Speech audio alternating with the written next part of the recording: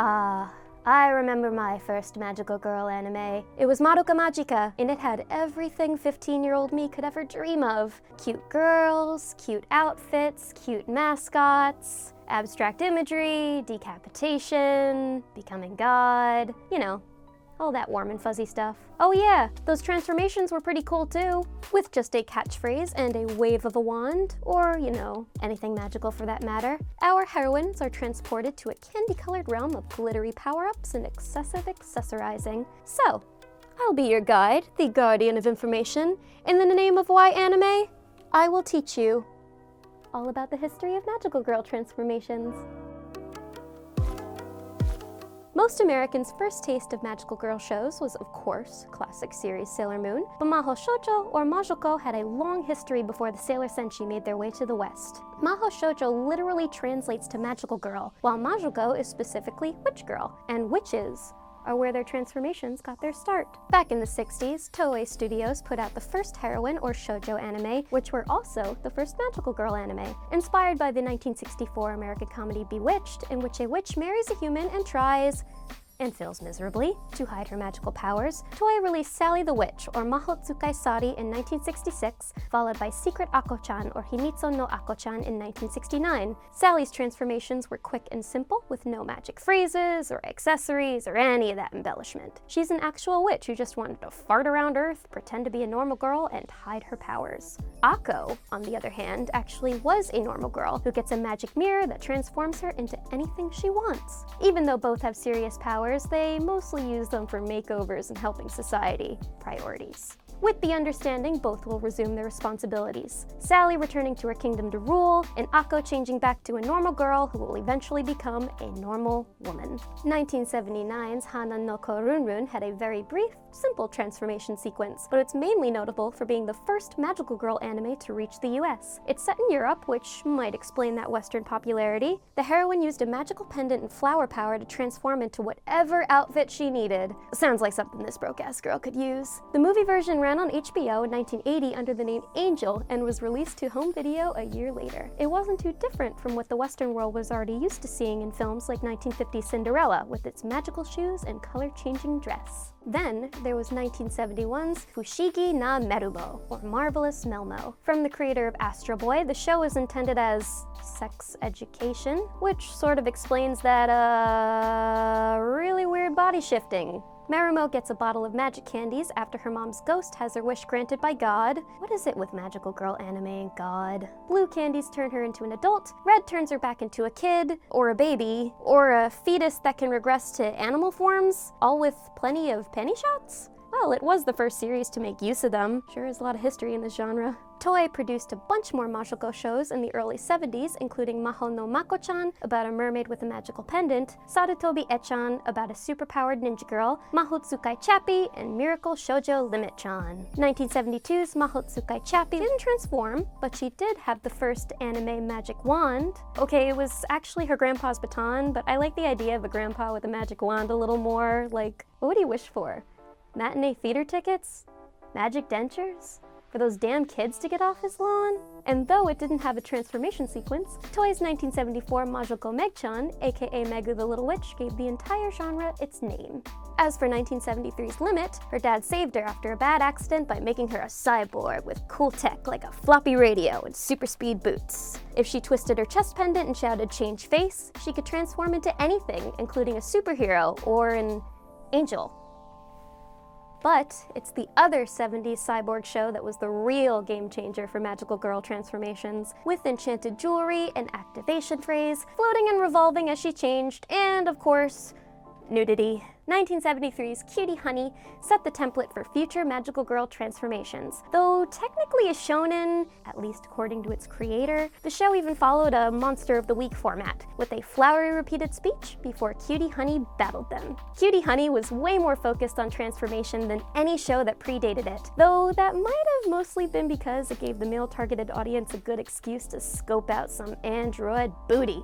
It's probably no coincidence that after Cutie set the standard, Toei's magical magical girls fell out of favor, and the next wave of popular Majiko featured young girls morphing into sexy adults. 1982's magical princess Minky Momo was sort of a mix of the two styles, and spent a full 23 seconds watching its preteen princess living among humans to restore her parents' fairy tale kingdom by good deeds, use her Minky stick to full-on ribbon morph into an adult. The show could afford to spend that long on the transformation because they were the first show to use the bank method. That means they'd invest time drawing detailed cells, creating a stock transformation, nude of course, that could be used over and over again. Minky also opened the door for later, darker Majikos. After a toy company sponsor pulled out of the show, angry writers not only shot Minky's magical pendant, leaving her powerless, they killed her in the next episode by hitting her with a truck. Cutie Honey may have had that added fan service, but with Minky Momo, fan culture officially entered the Majiko world, along with a shift to commercialization. Toy and product sales were now top priority, with shows becoming just a means to a sales end. Combined with banking shots for reuse becoming standard, that meant transformation sequences became longer and more elaborate. Where Minky's lasted about 23 seconds, Sailor Moon's main transformations were about 40 seconds, and Pretty Cure's could be more than a minute when uncut.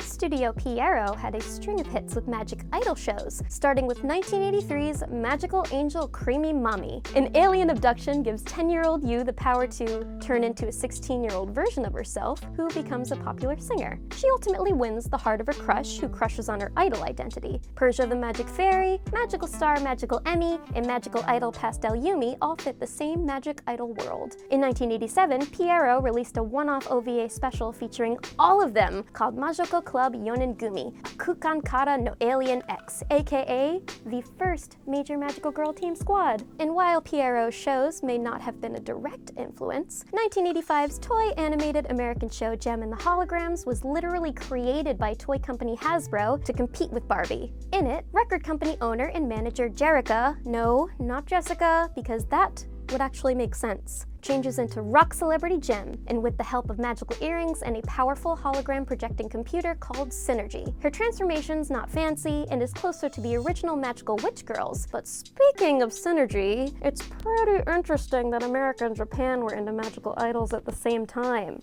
Earlier Majikos focused on the clear split between girls and women, with marriage being the dividing line. There was pre-marriage shoujo time, where young girls were free to goof around and use their powers for their own, and post-marriage, where they were expected to settle down, be responsible, and put away the magic fun for good. But the second wave of magical girls got to have their cake and eat it too, embodying adult feminine ideals while staying little girls, never really growing up, but also avoiding the restrictions of being a kid. That fit with the times, when Japan's economy was booming and people were party-hardying. But in 1991, the economy crashed, and Japan started its lost decade. Marriage and birth rates dropped, along with TV viewership for the live-action special effects-heavy shows known as tokusatsu, like Power Rangers. But just before the bubble burst, a one-season comedy show hit the airwaves, La Belle Fille Masquée Poitrine, featuring a young schoolgirl who transforms into mass superhero Poitrine, which means bosom in French. She's eventually joined by a chibi sidekick who's actually her little sister, Poitrine Petite, to fight monsters of the week and keep her town safe. A young woman named Naoko Takeuchi liked Power Rangers and Poitrine, and when she began writing her own manga about pretty soldiers, she used things like the character's mask and magic stick as inspiration. Fast forward to 1991, or 1998 in the US, and that little manga grew up to be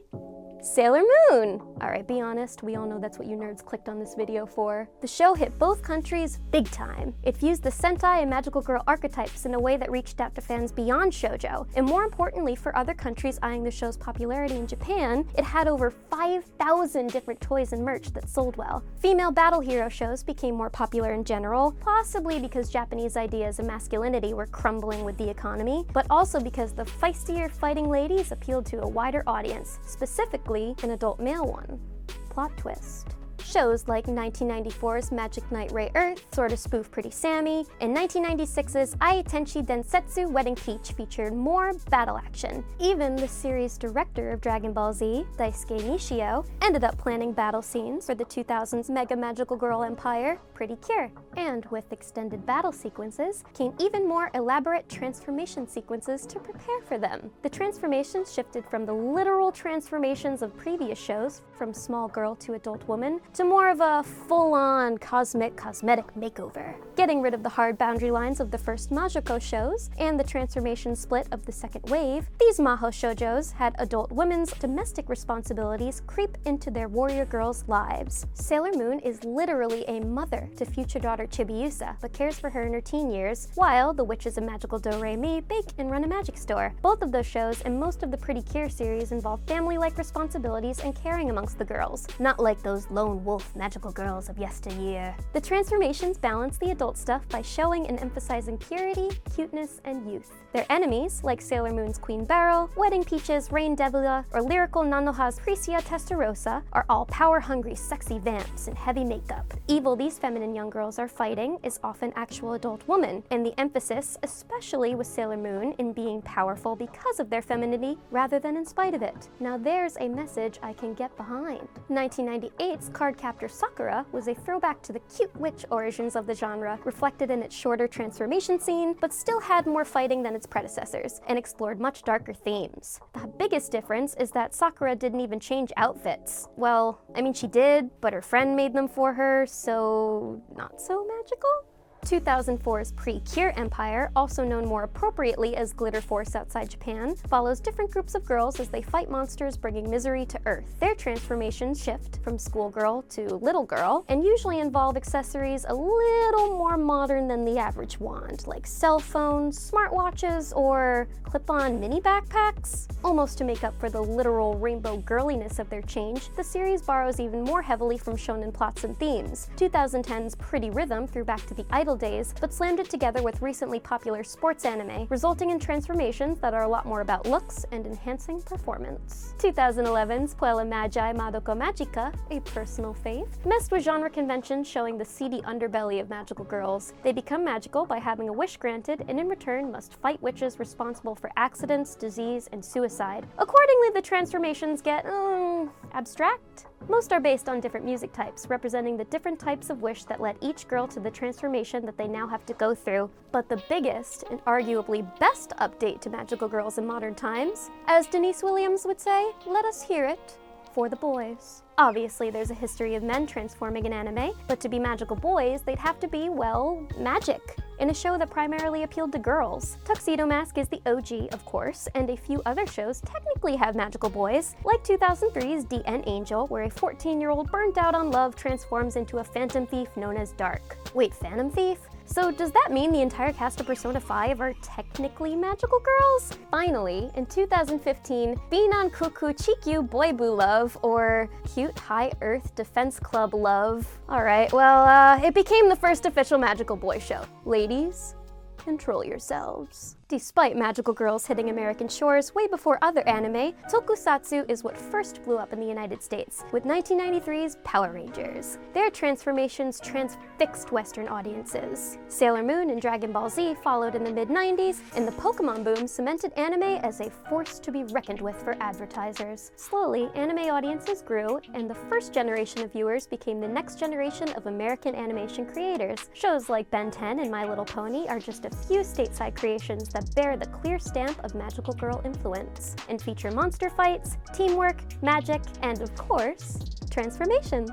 The Powerpuff Girls is a clear callback, even specifically spoofing Magico in the episode Super Zeros. In Star vs. the Forces of Evil, Star is specifically a magical princess, and the show's creator name-checked Magic Knight Rayearth and revolutionary Girl Utena as influences. Originally, Star was just going to be obsessed with Sailor Moon, but then the studio was like, okay, good, but let me raise you one. What if she, actually had those powers?